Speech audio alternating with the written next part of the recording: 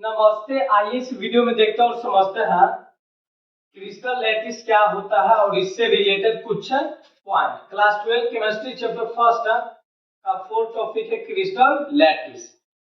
इससे पहले वाले लेक्चर में हम पढ़ चुके थे, देखा है classification of crystalline solid, crystalline solid का क्लासिफिकेशन।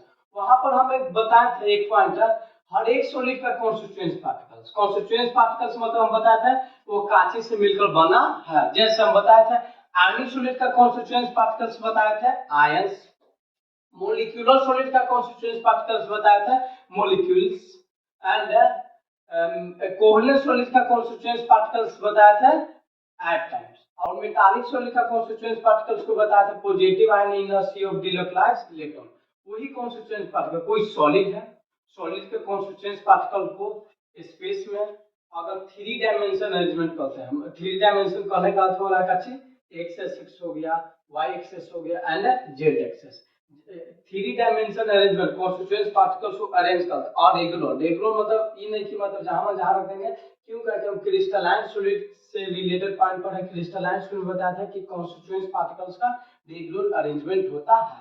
अगर हम कॉन्स्टिट्यूएंट पार्टिकल को एक्स एक्सिस, वाई एक्सिस और जेड एक्सिस के अलॉन्ग रखते हैं, जैसे अगर एक्स एक्सिस के अलॉन्ग रखें, वाई एक्सिस के अलॉन्ग रखें और जेड एक्सिस के अलॉन्ग रखें, ये अगर कॉन्स्टिट्यूएंट पार्टिकल्स को हम अरेंज करते हैं, रखते हैं, तो उसके बाद मेरा एक स्ट्रक्चर फॉर्म होता है। उस स्ट्रक्चर को हम बोलते हैं क्रिस्टल लैटिस। जैसे अगर क्रिस्टल लैटिस बोलते हैं, जैसे डिफिनेशन से देख लेते हैं, डिफिनेशन में क्या हो रहा है, और regular 3 dimensional arrangement of constituent particles बोला। और regular 3 dimension arrangement of constituent particles। constituent particles में क्या होगा, एटम्स होगा, मॉलिक्यूल्स होगा या तो आयन होगा। इन स्पेस बोला कि स्पेस में constituent particles को 3 डायमेंशन कहते हैं, इट्स कॉल्ड क्रिस्टल लैटिस। और regular 3 dimension arrangement of constituent particle in space is called crystal lattice। वही बोले अगर constituent particles को 3 डायमेंशन अरेंजमेंट करने के बाद जो अगर मेरा स्ट्रक्चर बनता है उसको बोलते हैं क्रिस्टल लैटिस। जैसे अगर समझने के लिए बोल सकते हैं, मेरे पास अगर एक बॉक्स टाइप का है, इसमें अगर खाली जगह स्पेस है, अगर इसमें अगर constituent particles को डाल, जैसे अगर फिलहाल अभी ये नट है, इसको कॉन्स्टिट्यूएंट पार्टिकल्स मान लेते हैं, अगर इसको अरेंजमेंट करते हैं, अरेंजमेंट करते हैं मतलब काची अगर काची एक्स एक्सिस के अलॉन्ग रखते हैं ऐसा कर रखते हैं, फिर अगर काची वाई एक्सिस के अलॉन्ग रखते हैं ऐसे रखते हैं, और फिर जेड एक्सिस के ऊपर भी रखते हैं। अगर रखला के बाद काची मेरा एगो ई डब्बा पूरा फुल हो जाएगा, ये बन जाएगा ना स्ट्रक्चर टाइप का। इस स्ट्रक्चर को हम बोलेंगे काची क्रिस्टल लैटिस। ये सुनेगा आगे बोला जाता है क्रिस्टल लैटिस बोला जाता है, it is also called space lattice. याद रखिएगा क्रिस्टल लैटिस को हम स्पेस लैटिस के नाम से भी जानते हैं, या कभी कभी इसको खाली ओनली लैटिस भी बोला जाता है। अगर कौन बोला जाए तो आप कंफ्यूज नहीं होगा किसके लिए बोला जा रहा है, क्रिस्टल लैटिस के बारे में बोला है। अब सुनेगा, जैसे अब यहाँ पे तो हम बोल दिए थे कि कॉन्स्टिट्यूएंट पार्टिकल्स को 3 डायमेंशन में अरेंजमेंट करने के बाद जो मेरा स्ट्रक्चर फॉर्म होता है उसको बोला जाता है क्रिस्टल लैटिस। अब क्वेश्चन यहाँ पे एक पूछता है कि अगर ठीक है, अगर 3 डायमेंशन में बोलता है कि हम कॉन्स्टिट्यूएंट पार्टिकल्स को कितने तरीके से कर सकते हैं। जैसे अगर मान चलिए कि आप घर बनाते हैं, तो कुछ बनाते थे ये थी स्टाइल होता है, ये ना बोलता है कि ऐसे कीजिए वैसे कीजिए, तो बोलता है कि कितना तरीका से हार्डी से बन सकता है, तो उसे तो बोला जैसे अगर कॉन्स्टिट्यूएंट पार्टिकल्स को अगर हम अरेंजमेंट कर, जैसे अगर फिलहाल यहाँ पर समझा जाए तो कच्चे अगर एक्स एक्सिस, वाई एक्सिस और जेड एक्सिस आपस में फिलहाल ये थी बराबर नहीं है, तो बोला जाता है कि आप अगर कॉन्स्टिट्यूएंट पार्टिकल्स को कितने तरीके से मतलब अरेंजमेंट कर सकते हैं, कितना स्ट्रक्चर बना सकते हैं। तो अगर बनाने के बाद देखा जाए, बोला गया है कि ओनली 14 स्ट्रक्चर ही बनता है। तो बोला जाता है क्या, जैसे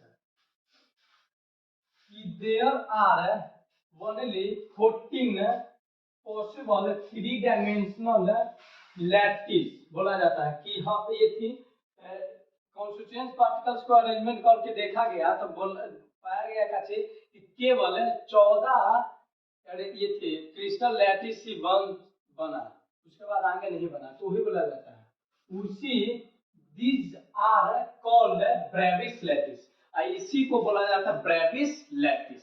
क्वेश्चन में आपका आता है कि ब्रेविस लैटिस की संख्या कितना आती है, याद रखेगा 14, कंफ्यूजन हो जाएगा, चलेगा। अब आगे पॉइंट है, इससे रिलेटेड एक पॉइंट है, बोला जाता है